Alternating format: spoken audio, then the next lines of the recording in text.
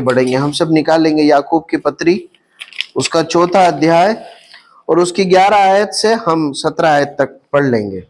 हम 11 आयत से मनन को आगे बढ़ाते हैं और 11 आयत को एक बार फिर पढ़ लीजिए। हे भाइयों, एक दूसरे की बदनामी न करो। जो अपने भाई की बदनामी करता है या भाई पर दोष लगाता है और व्यवस्था की बदनामी करता है और व्यवस्था पर दोष लगाता है, और यदि तू व्यवस्था पर दोष लगाता है तो तू व्यवस्था पर चलने वाला नहीं पर उस पर हाकिम ठहरा। अब याकूब यहाँ पर एक विषय की ओर आगे बढ़ रहा है और अपनी भाषा शैली के अनुसार बहुत ही सीधे सीधे वो एक मुद्दे को एड्रेस कर रहा है और इस प्रकार आज्ञा दे रहा है कि हे भाइयों, एक दूसरे की बदनामी ना करो। देखिए, याकूब कलीसिया को संबोधित कर रहा है और इस प्रकार कह रहा है हे भाइयों, अर्थात हर एक विश्वासी भाई बहनों को संबोधित किया गया है, कलीसिया को संबोधित किया गया है और इस प्रकार कहता है कि एक दूसरे की बदनामी मत करो। अब ये बदनामी करना क्या है? बदनामी करना मतलब उसको इस प्रकार से हम समझ सकते हैं कि किसी दूसरे व्यक्ति के बारे में किसी तीसरे व्यक्ति को गलत बात बोलना, ये बदनामी करना है। सही है?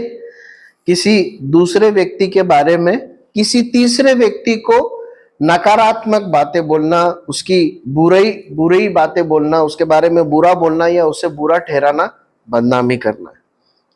अब देखिए, अगर हम संदर्भ के अनुसार इसे देखने की कोशिश करें तो आमतौर पर ये बदनामी करने का जो बात है वो बहुत ही व्यवहारिक रूप से, स्वाभाविक रूप से कब निकल कर आती है? जब दो व्यक्तियों के आपस में क्या हो, विवाद या झगड़ा हो, है ना।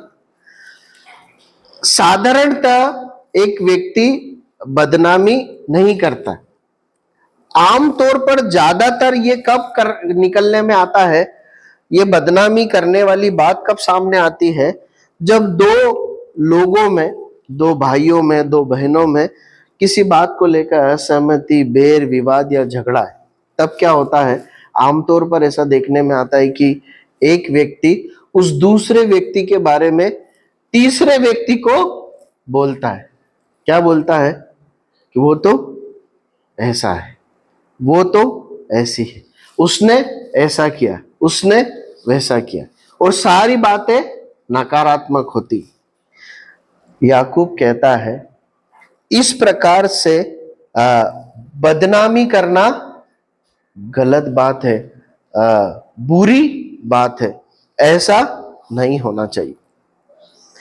देखिए, यदि हम परमेश्वर के वचन को ध्यान से पढ़ें ना, तो परमेश्वर का वचन बताता है परमेश्वर के जो सच्चे भक्त लोग रहे हैं या परमेश्वर के लोगों को बदनामी करना सुहाता नहीं है, उनके लिए सही नहीं है। देखिए, याकूब की पत्री 5वां अध्याय और 20 आयत को पढ़िए। वहां पर क्या लिखा है? तो वह यह जान ले कि जो कोई किसी भटके हुए पापी को फेर लाएगा, वह एक प्राण को मृत्यु से बचाएगा और उनके पापों पर पर्दा डालेगा। देखिए, वहां पर लिखा है पापों पर पर्दा डालेगा। परमेश्वर का एक भक्त जन या एक सच्चा मसीह विश्वासी कभी भी दूसरे के पापों को किसी तीसरे व्यक्ति को अनावश्यक रूप से नहीं बताएगा। वो दूसरे किसी व्यक्ति की गिरावट, पाप या कमजोरी को किसी तीसरे व्यक्ति को बताने में उसे आनंद नहीं मिलेगा। देखिए, ये परमेश्वर के वचन का सिद्धांत है, यह परमेश्वर का चरित्र है। हम अदन की वाटिका में यदि ध्यान से देखें तो आदम और हवा पाप में गिर गए। जब वो पाप में गिर गए तो उन्हें एहसास हुआ कि वो कैसे हैं, वो नग्न है ना। वो शर्मिंदा होने लगे और इसलिए उन्होंने क्या करा? अपने लिए क्या बनाए? वस्त्र बनाए। जब परमेश्वर ने उनके साथ डील किया तो परमेश्वर ने उन्हें क्या बना के दिए? वस्त्र बना के दिए, ताकि क्या हो? ढक जाए, है ना। ढप जाए। परमेश्वर परमेश्वर पापों को ढांपता है ना। पाप के कारण आने वाली शर्मिंदगी को ढांपता है, उसे उछाल कर दिखाता नहीं है। एक और भाग हम परमेश्वर के वचन में पढ़ते हैं जहां पर हम इस बात को देखते हैं कि दूसरे की बुराइयों को या नकारात्मक चीजों या गिरावटों को हमें एक तीसरे व्यक्ति को बताना उचित नहीं है, परंतु उसे पर्दे में रहना सही है। देखिए दूसरा शमूएल पहला अध्याय 19 और 20 आयत पढ़िए। आपको मालूम है ये क्या संदर्भ है, इसका क्या संदर्भ है? दाऊद इस गीत को लिख रहा है। क्या हुआ है वहां पर, क्यों इस गीत को लिखाया है उसने? शाऊल और योनातन की मृत्यु हुई। अब आप ध्यान दीजिए उस 20 आयत में क्या लिखता है दाऊद, उस गीत में वो क्या गा रहा है, क्या एक बार फिर पढ़ेंगे उन लाइनों को? हे इस्राएल, तेरा शिरोमणि तेरे ऊंचे स्थान पर मारा गया। 20 आयत। गत में यह न बताओ। गत में ये ना बताओ। गत क्या है मालूम है? गत नहीं, गत एक नगर है। किसका नगर है मालूम है? वो कौन रहता था वहां पे? गोलियत रहता था। इसराइल के शत्रुओं के नगर की चर्चा की गई है 20वीं आयत में। गत में मत बताओ। उसके बाद कहां और मत बताओ? और न अश्कलोन की सड़कों में प्रचार करो। और कहां मत बताओ? और कहां मत बताओ? इसके बाद और पढ़िए। अश्कलोन। हाँ, और उसके बाद न हो कि फलिश्ती स्त्रियां आनंदित हो। आप समझ रहे हैं, दाऊद के जीवन भर शाऊल पीछे पड़ा रहा है ना, लेकिन जब उसकी मौत हो गई, उसके बेटे की मौत हो गई, तो दाऊद क्या कह रहा है? गत नगर में जाकर उसका प्रचार मत करना, ऐसा ना हो कि शत्रु आनंद मनाए। सामरी खतना रहित स्त्रियां आनंद उनकी मौत पर नहीं मनाना चाहिए। आप समझ रहे हैं दाऊद का हृदय? आप समझ रहे हैं वहां पर क्या है? वो नहीं चाहता कि परमेश्वर का एक भक्त जन इस प्रकार से मरा है, ये शत्रुओं के खेमों में, नगरों में बताया जाए, छावनियों में बताया जाए, और परमेश्वर के विरोधी लोग आनंदित। प्रियो, परमेश्वर का वचन और परमेश्वर के वचन में भक्त लोगों का जीवन हमें इस बात को बताता है कि हमें एक दूसरे की बुराई, नकारात्मक चीज या गिरावटों को तीसरे व्यक्ति को नहीं बताना है, उसके बारे में आनंद लेकर, चटकारे लेकर चर्चाएं नहीं करनी है। परमेश्वर का वचन इसे गंभीर एक पाप के रूप में बताता है। आगे बढ़ते हैं, क्यों नहीं करना है, ये कितना गंभीर है, इसे क्यों नहीं करना, याकूब उस बात को भी समझाता है। क्या कहता है 11वीं आयत में? वो कहता है जो अपने भाई की बदनामी करता है या भाई पर दोष लगाता है वो व्यवस्था की। देखिए और पढ़ लीजिए, पूरी आयत को पढ़ लीजिए। व्यवस्था पर दोष लगाता है, और यदि जो व्यवस्था पर दोष लगाता है वो तो व्यवस्था पर चलने वाला नहीं पर उस पर हावी है। देखिए 11 और 12 आयत को हम पढ़ते हैं तो 3 कारण हमें मिलते हैं कि क्यों हमें अपने भाई बहनों की बदनामी नहीं करना है। देखिए, एक वो दूसरा भाई गलत हो सकता है, सही हो सकता है, कुछ भी हो सकता है, लेकिन हमें ये अथॉरिटी नहीं है कि हम उसके बारे में नकारात्मक चीजों को तीसरे व्यक्ति को बताएं। क्यों? 3 कारण वहां पर याकूब बताता है कि क्यों हमें दूसरे भाई बहन की बदनामी नहीं करना है। ऐसा करना भयंकर बात है। क्यों? पहली बात, क्योंकि ऐसा करना, अपने भाई या बहन की बदनामी करना, व्यवस्था का अपमान करना है। व्यवस्था का अपमान करना। कैसे व्यवस्था का अपमान करना है? देखिए, एक व्यक्ति गलत है या सही, वो पाप कर रहा है या सही कर रहा है, ये किस आधार पर घोषित किया जाता है? वचन के आधार पर। इस दुनिया में अगर एक व्यक्ति को सही ठहरना है या दोषी ठहरना है तो उसका आधार क्या है? संविधान है, कानून है। ठीक उसी प्रकार एक व्यक्ति परमेश्वर की दृष्टि में सही है या गलत है, इसका आधार परमेश्वर का वचन या व्यवस्था के अलावा कुछ और हो नहीं सकता।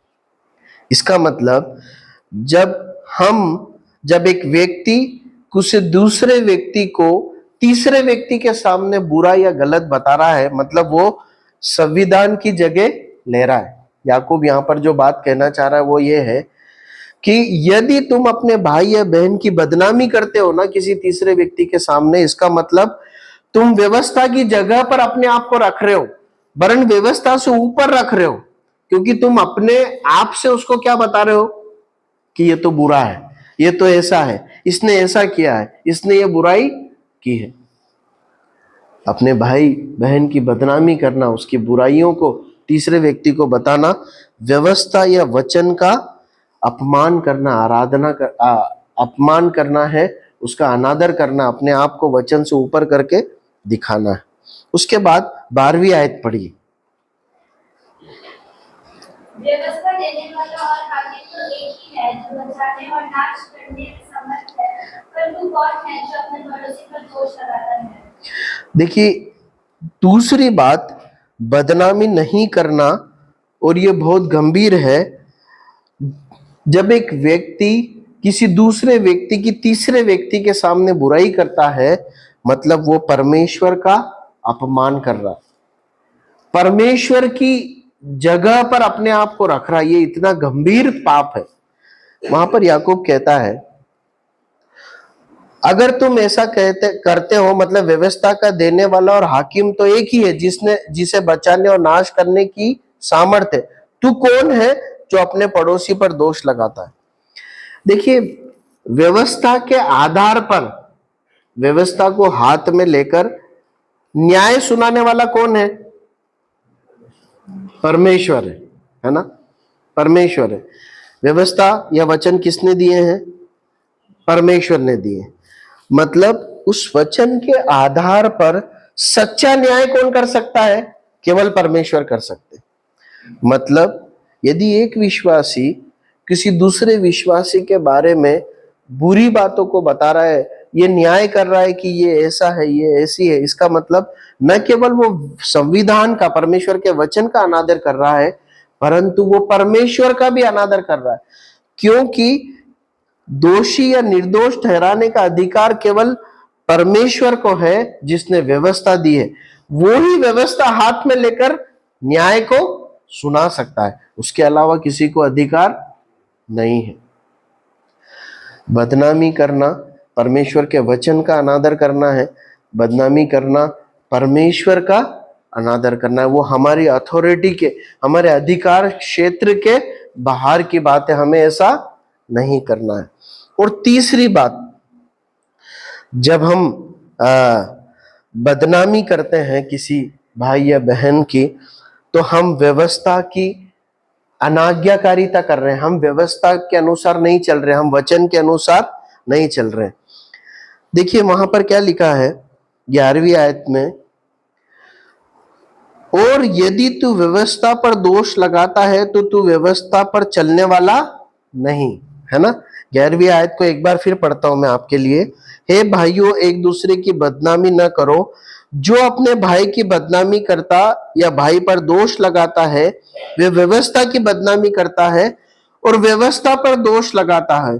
और यदि तू व्यवस्था पर दोष लगाता है तो तू व्यवस्था पर चलने वाला नहीं है। थोड़ा सा कठिन है, सरल करके समझते हैं।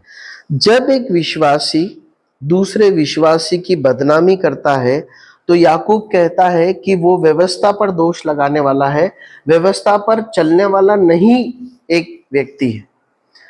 कैसे बोल सकते हैं? देखिए, व्यवस्था में एक आज्ञा दी गई थी। क्या आज्ञा दी गई थी? पढ़िए मरकुस का सुसमाचार 12 अध्याय 30 और 31 आयत। Mark chapter 12 verse 30 and 31। और तुम प्रभु अपने परमेश्वर से अपने सारे मन से और अपने सारे प्राण से और अपनी सारी बुद्धि से और अपनी सारी शक्ति से प्रेम रखना। और दूसरी यह है कि तो अपने पड़ोसी से अपने समान प्रेम रखना।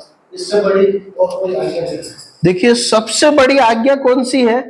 अपने परमेश्वर से प्रेम करना और अपने पड़ोसी से अपने समान प्रेम करना। मतलब यदि मैं अपने भाई या बहन की बुराई किसी दूसरे व्यक्ति से कर रहा हूं, उसको बुरा ठहरा रहा हूं, उसकी बुरी बातों को बता रहा हूं, इसका मतलब मैं उससे अपने समान प्रेम नहीं कर रहा हूं, मतलब मैं वचन पर नहीं चल रहा हूं। यदि अपने समान प्रेम करूंगा तो कभी बुराई करूंगा क्या? नहीं। कभी ऐसा हुआ है क्या? हम ऐसा करते हैं क्या कभी? या आमतौर पर ऐसा देखने में आता है क्या कि हम अपनी बुराई दूसरे को बता रहे हैं? फोन किया, भाई आपको मालूम है मैं इतना बुरा हूं, मैंने आज ये बुराई की है, मैंने कल वो बुराई की थी, ये तो कुछ नहीं, मैंने 1 साल पहले इतनी बड़ी बुराई की। ऐसा हम करते हैं क्या? कभी भी ऐसा स्वाभाविक रीति से करने में आया है क्या कि बेटे बेटे फोन लगा दिया, भाई दिनेश आपको एक बात बतानी थी? कौन सी बात? अरे मैं इतना उद्दंड हूं, मैंने ऐसा किया। हम करते हैं क्या ऐसा? हम स्वाभाविक रीति से कभी नहीं करते। क्यों नहीं करते? क्योंकि हम अपने आप से प्यार करते हैं। हमें अपने आप से बहुत प्यार है। हम क्या करते हैं? हम अच्छी अच्छी बातें बताते हैं अपने बारे में, है ना? यही करते हैं ना हम। मैं तो यही करता हूं, मुझे ऐसा लगता है शायद आप भी ऐसे ही करते होंगे।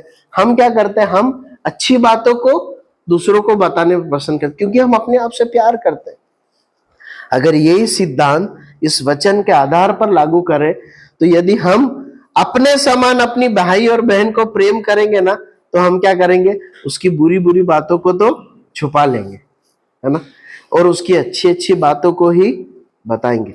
देखिए यहाँ पर ये बात नहीं हो रही है कि हम दूसरों की बुराई और पापों को मिट्टी डालकर जिए, वैसा नहीं है। किसी बुराई या गलत बात को एड्रेस करना वो एक अलग विषय है, हम यहाँ पर वो बात नहीं कर रहे हैं। यहाँ पर हम बदनामी की, गॉसिपिंग की, किसी की बुराई और नकारात्मक चीजों को लेकर, बातों को लेकर तीसरे व्यक्ति से अनावश्यक चर्चा करने की बात कर रहे हैं। परमेश्वर का वचन बताता है कि किसी भाई या बहन की बदनामी करना, उसके पाप, उसकी बुराई को तीसरे व्यक्ति को बताना परमेश्वर के वचन के विरुद्ध पाप है। परमेश्वर के विरुद्ध पाप है, परमेश्वर के वचन का अपमान है, परमेश्वर का अपमान है, और व्यवस्था पर, वचन पर नहीं चलना है। प्रभु हमारी सहायता करे और हमें एक दूसरे की बदनामी करने के गंभीर पाप से बचा कर रखे। हम आगे बढ़ते हैं, हम उसकी 13 और 14 आयत को पढ़ते हैं। पढ़ लीजिए। तुम जो ये कहते हो, आज या कल हम किसी और नगर में जाकर वहाँ 1 वर्ष बिताएंगे और व्यापार करके लाभ कमाएंगे, और ये नहीं जानते कि कल क्या होगा। तुम तो हो, तुम्हारा जीवन क्या है? तुम तो भाग के समान हो, तो थोड़ी देर दिखाई देती है, फिर लोप हो जाती है। काफी है। अब देखिए यहाँ पर याकूब एक दूसरी आज्ञा के विषय में, शिक्षा के विषय में हमें सिखाता है। अब जब हम 13, 14 और 15 आयत को पढ़ते हैं ना, तो याकूब हमें इस विषय में आज्ञा दे रहा है, परमेश्वर की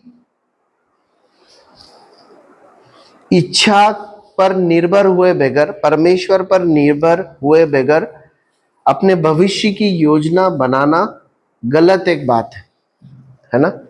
याकूब हमें अगली बात जो सिखा रहा है वो ये सिखा रहा है कि परमेश्वर पर निर्भर नहीं रहते हुए अपनी समझ का सहारा लेकर अपने भविष्य की योजना बनाना, कल्पना करना गलत एक बात है। विश्वासियों में ऐसा नहीं होना चाहिए। सरल शब्दों में कहें तो याकूब इस बात को समझा रहा है, जब एक विश्वासी अपने भविष्य की योजना बना रहा है तो उसे अपनी समझ का सहारा लिए बगैर, अपनी सामर्थ्य पर भरोसा रखे बगैर परमेश्वर पर भरोसा रखना चाहिए। और यदि वो ऐसा नहीं करता है तो एक विश्वासी के लिए गलत बात है। देखिए, एक विश्वासी को अपने भविष्य के लिए, आने वाले कल के लिए योजना बनाना चाहिए कि नहीं बनाना चाहिए? बनाना चाहिए, उससे प्लानिंग करना चाहिए। लेकिन प्लानिंग करते समय उसे कुछ बातों को ध्यान रखना है। प्लानिंग करते समय कुछ बातों को ध्यान रखना। देखिए यहां पर एक व्यक्ति का उदाहरण दिया गया है ना, 13 आयत में। उस व्यक्ति ने एक योजना बनाई है, उस योजना में कमी है ना। 13 आयत में क्या लिखा है? तुम जो ये कहते हो, है ना, एक विश्वासी जन जो भविष्य की योजना बना रहा है उसके बारे में जिक्र है। 13 आयत को पढ़ लीजिए एक बार। तुम जो यह कहते हो कि आज या कल हम किसी और नगर में जाकर वहाँ एक वर्ष बिताएंगे और व्यापार करके लाभ उठाएंगे, हाँ, और यह नहीं बस काफी है, काफी। अब देखिए, इस व्यापारी ने या ये परमेश्वर का जन है जो इसके बारे में वर्णन किया, इसने एक योजना बनाई है। क्या क्या योजना बनाई है आप बता सकते हैं? किन किन बातों की योजना बनाई है उसने? किन किन बातों को निर्धारित किया, प्लान किया है उसने? किसी नगर में जाना है और किसी स्थान की प्लानिंग की उसने, है ना। उसका स्थान निर्धारित किया उसने, वहां जाएंगे। और वहाँ 1 साल का जो समय है, समय की प्लानिंग की है, इस स्थान की प्लानिंग की है, स्थान समय की प्लानिंग की कि 1 साल बिताएंगे। और कुछ प्लान में है, उसने क्या करेंगे इसकी भी प्लानिंग की है, बिजनेस करेंगे। और क्या प्लानिंग की है जी? उसने उसका रिजल्ट भी सोच लिया, क्या होगा? मुनाफा ही होगा। और कुछ? काफी है ना। हम जाएंगे, है ना। उसने अपने लिए योजना बनाई, जगह के लिए बनाई, समय के लिए बनाई, क्या करेंगे ये भी बनाई, उसका परिणाम क्या होगा ये भी उसने डिसाइड कर लिया। कुछ कमी है क्या इस प्लानिंग में? पॉजिटिव प्लानिंग है कि नेगेटिव प्लानिंग है? पॉजिटिव प्लानिंग है ना। कमी क्या है इस पूरी प्लानिंग में? परमेश्वर कहीं नहीं है ना। एक संसारिक व्यक्ति ये प्लानिंग करे तो बहुत अप्रोप्रिएट है, बहुत पॉजिटिव है, लेकिन एक विश्वासी ये प्लानिंग करे तो याकूब बताता इसमें एक समस्या है। क्या समस्या है इसमें? परमेश्वर कहीं नहीं है। एक और ऐसी दृष्टांत जो सुसमाचार में हम पढ़ते हैं, आपको याद आता है? तो इससे एकदम रिलेटेड है वो। लूका का सुसमाचार 12 अध्याय 16 से 20 आयत में एक व्यक्ति के घर में बहुत अच्छी फसल होती है ना। याद है आपको? क्या कहता है वो? वहां पर एक व्यक्ति को हम योजना बनाते हुए देखते हैं। जब उसने देखा बहुत फसल हुई है, उसने भविष्य की सारी योजना बना ली। उस योजना में सब कुछ है, चैन है, आराम है, सब कुछ है, लेकिन एक चीज नहीं है। क्या नहीं है? परमेश्वर नहीं है। विश्वासियों को प्लानिंग बनाना गलत नहीं है। भविष्य की योजना के बारे में भविष्य के बारे में योजना बनाना गलत नहीं है, प्लानिंग बनाना गलत नहीं है, परंतु एक विश्वासी को उस योजना बनाते समय ध्यान रखना है कि इसमें परमेश्वर का स्थान कहाँ है, परमेश्वर इसमें क्या है। क्यों ऐसा जरूरी है मालूम है? क्योंकि 14 आयत में क्या लिखा है देखिए। 14 आयत में याकूब बताता है कि हमारी योजनाओं में परमेश्वर का स्थान होना इसलिए जरूरी है क्योंकि हमारे वश में कुछ है ही नहीं। याकूब कहता है तुम्हारे वश में कुछ नहीं है। तुम कल की योजना तो बना रहे हो, पर तुम्हें मालूम है क्या कल तुम देख पाओगे? नहीं मालूम, है ना। और ये नहीं जानते कि कल क्या होगा, तुम्हें मालूम ही नहीं है कि कल क्या होने वाला। फिर वो कहता है तुम्हारा जीवन है ही क्या? किसके समान है जीवन? भाप के समान। एक विश्वासी को ये बात हमेशा याद रखना है कि उसका जीवन भाप के समान है, मतलब कुछ ही सेकंड में खत्म हो जाता, क्षणिक है जीवन, और कल का मालूम नहीं है कि वो कल होगा कि नहीं होगा। इसलिए योजना बनाते समय परमेश्वर को साथ में रखना बहुत जरूरी है।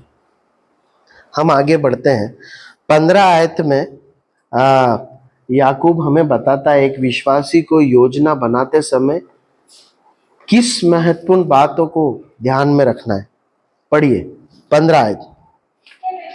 यह करना चाहिए, यदि प्रभु चाहे तो हम जीवित रहेंगे और यह बहुत काम भी करेंगे। देखिए याकूब इस प्रकार कहता है, हे मेरे प्रिय विश्वासी भाई बहनों, जब तुम भविष्य के बारे में, आने वाले कल के बारे में किसी भी संदर्भ में योजना बनाओ।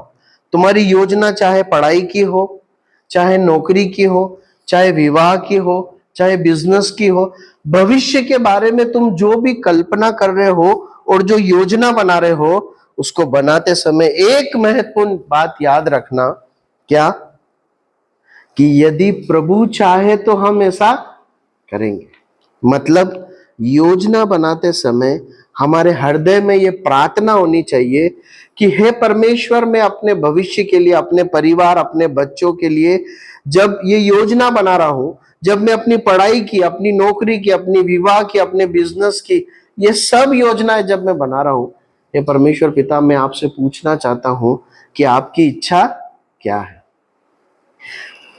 मैं यह चाहता हूं आने वाले भविष्य के लिए, इसलिए मैंने ये योजना बनाई है, परंतु हे पिता, आप क्या चाहते हैं? आप क्या चाहते हैं? आप मुझे बताइए, क्या ये योजना, ये प्लानिंग आपकी योजना से मेल खाती है क्या? पता है ऐसा पूछना क्यों जरूरी है? पढ़िए इफिसियों की पत्री 2 अध्याय और 10वीं आयत। इफिसियों की पत्री 2 अध्याय 10वीं आयत। Ephesians chapter 2 verse 10। क्योंकि हम उसके बनाए हुए हैं और मसीह यीशु में उन भले कामों के लिए सृजे गए हैं जिन्हें परमेश्वर ने पहले से मसीह यीशु में उन भले कामों के लिए सृजे गए हैं जिन्हें परमेश्वर ने पहले से हमारे करने के लिए तैयार किया। जिन्हें परमेश्वर ने पहले से हमारे करने के लिए तैयार किया है। इस आयत का सरल अर्थ क्या है मालूम है? परमेश्वर ने अपने हर बच्चे के लिए एक योजना पहले से बना ली है। आप समझ रहे हैं? इफिसियों की पत्री 2 अध्याय 10वीं आयत बताती है कि हर एक विश्वासी के लिए परमेश्वर ने पहले से एक योजना बना ली है। क्या योजना बनाई है? कि वो क्या काम करेगा जिससे वो परमेश्वर की महिमा करे, परमेश्वर के राज्य की बढ़ोतरी करे, परमेश्वर के हाथों में इस्तेमाल हो। इसकी योजना किसने बनाई है? परमेश्वर ने बनाई है। हर एक विश्वासी के लिए, मेरे और आपके लिए बनाई है। इसलिए मेरी और आपकी जिम्मेदारी है, एक विश्वासी की जिम्मेदारी है कि जब कल के बारे में योजना बनाए तो परमेश्वर से जाके पूछे, क्या पूछे? परमेश्वर पिता, ये योजना मैंने बनाई है, आपकी योजना से मेल खा रही है क्या? अगर आपकी योजना से मेल खा रही है तो मुझे आगे लेकर चलिए।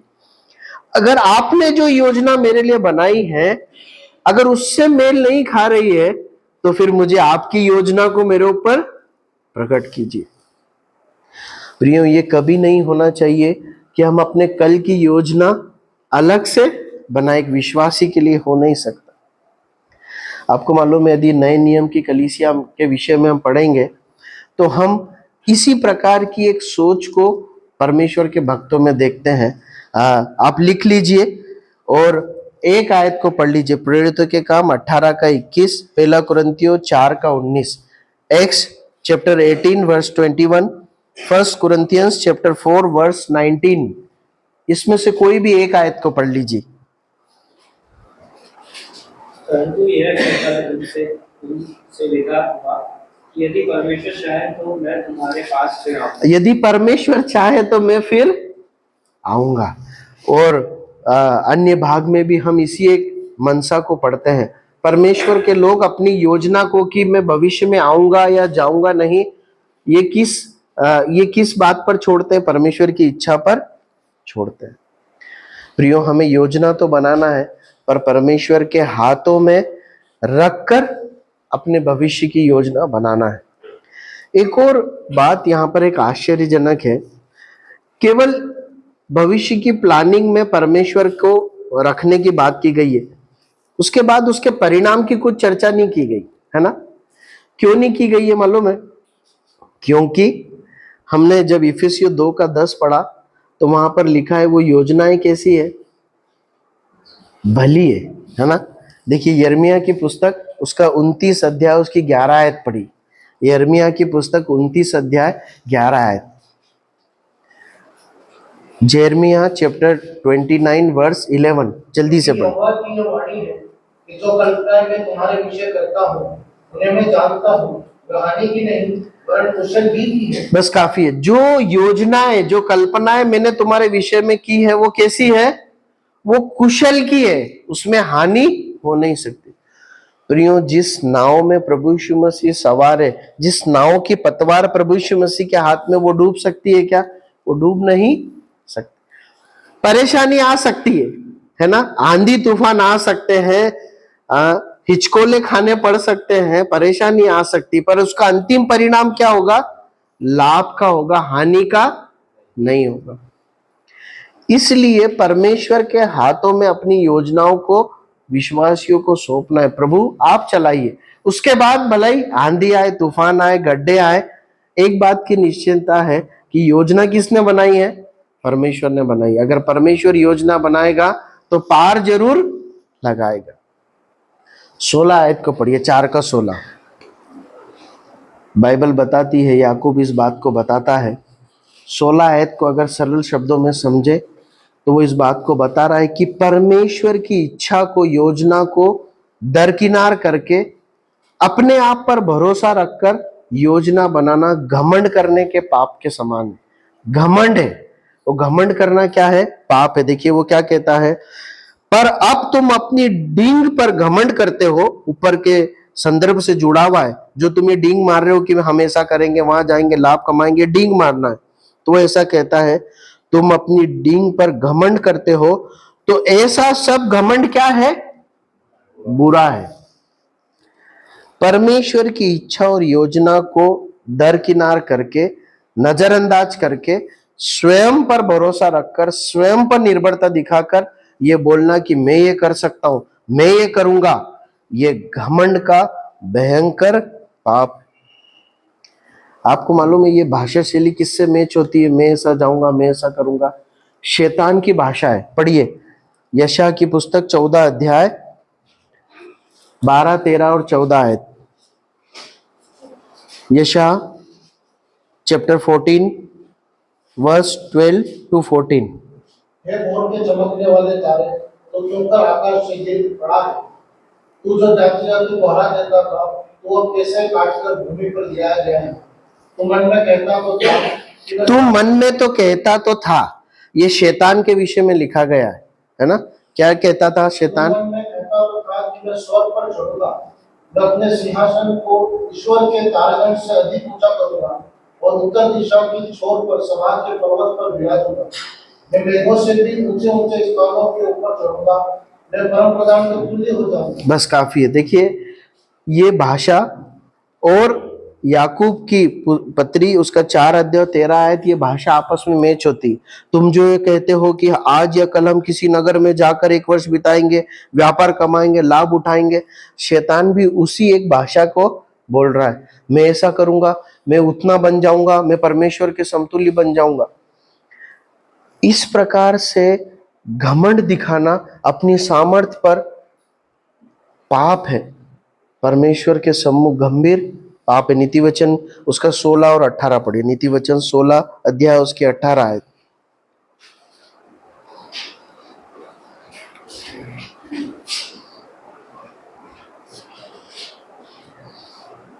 नीति वचन प्रोवर्ब्स चैप्टर 16 वर्स 18। विनाश से पहले गर्व और ठोकर विनाश से पहले क्या आता है? गर्व, घमंड आता है। और ठोकर खाने से पहले घमंड आता है। और ठोकर खाने से पहले घमंड आता है। जब एक व्यक्ति परमेश्वर को दरकिनार कर देता है, जब परमेश्वर के लोगों को दरकिनार कर देता है और अपनी समझ सामर्थ्य पर भरोसा रखकर जीता है और उसके अनुसार योजना बनाता है, बाइबल बताती है उसके कारण वो क्या गिर जाएगा? वो नाश हो जाएगा। प्रभु हमारी सहायता करे। 17 आयत पढ़कर समाप्त करते हैं। इसलिए जो कोई भलाई करना जानता है और नहीं करता, उसके लिए यह पाप है। देखिए याकूब इस अध्याय को अब समाप्त कर रहा है और इस पंक्ति के साथ समाप्त कर रहा है, जो कोई भलाई करना जानता और नहीं करता ये उसके लिए पाप। अब देखिए इसे 2 अर्थों में समझा जा सकता है। पहला अर्थ, जो भलाई करना जानता मतलब जो सही करना जानता, किसी के संदर्भ में हम जोड़ सकते हैं कि यदि एक व्यक्ति इस बात को समझता है कि मेरा उस व्यक्ति के साथ ये भला काम करने से उसकी भलाई होगी, ये जानकर वो नहीं कर सकता, यदि वो कर सकता है और नहीं करता है तो ये पाप है। एक ये संदर्भ में हम समझ सकते हैं, है ना। इसका मतलब हमें जो भी सही करने का मौका मिले हमें करना चाहिए एक दूसरे के संबंध में। दूसरी बात, यदि संदर्भ को पकड़कर बात करें, पूरे 4थे अध्याय को संदर्भ मानकर हम इस आयत को लागू करें तो ये समझ में आता है कि परमेश्वर के वचन में याकूब ने हमें भली जो सही है वो हमें सिखाया है। क्या सिखाया है? हमें ये सिखाया है कि परमेश्वर से और अपने भाई बहनों से प्रेम करना सही है, बैर और झगड़ा करना गलत है। हमें उसने सिखाया है कि हमें जो है परमेश्वर की इच्छा के अनुसार योजना बनाना है, हमें स्वयं पर भरोसा नहीं रखना। ये 4थे अध्याय में जो शिक्षा हमें दी गई है, ये एक भली और सही शिक्षा हमारे पास पहुंची। अब याकूब कहता है, तुम्हें जब मालूम है कि ये सब करना भला और सही है, यदि तुम नहीं करोगे तो ये क्या है? पाप। जब तुमने इस बात को सीख लिया है कि तुम्हें एक दूसरों से प्रेम करना है, और अगर प्रेम करने के बदले झगड़ा करोगे तो वो क्या है? पाप है। तुमने इस बात को सीख लिया कि एक दूसरे की बदनामी मत करना, किसी तीसरे व्यक्ति को उसकी बुराई की चर्चा मत करना, यदि करोगे तो पाप है। यदि परमेश्वर को छोड़कर संसार से प्रेम करोगे तो पाप है। यदि स्वयं की सामर्थ्य और बुद्धि पर भरोसा रखकर योजनाएं बनाओगे और परमेश्वर की इच्छा को दरकिनार कर दोगे तो ये क्या है? पाप। परमेश्वर हमारी सहायता करे कि हम इस पाप से दूर रहकर जो भली बातें हमने सीखी है उसके अनुसार अपने जीवन को जी सके। परमेश्वर अपने वचन के पढ़े और सुने जाने पर आशीष दे और इसके अनुसार करने के लिए हमारी मदद करे।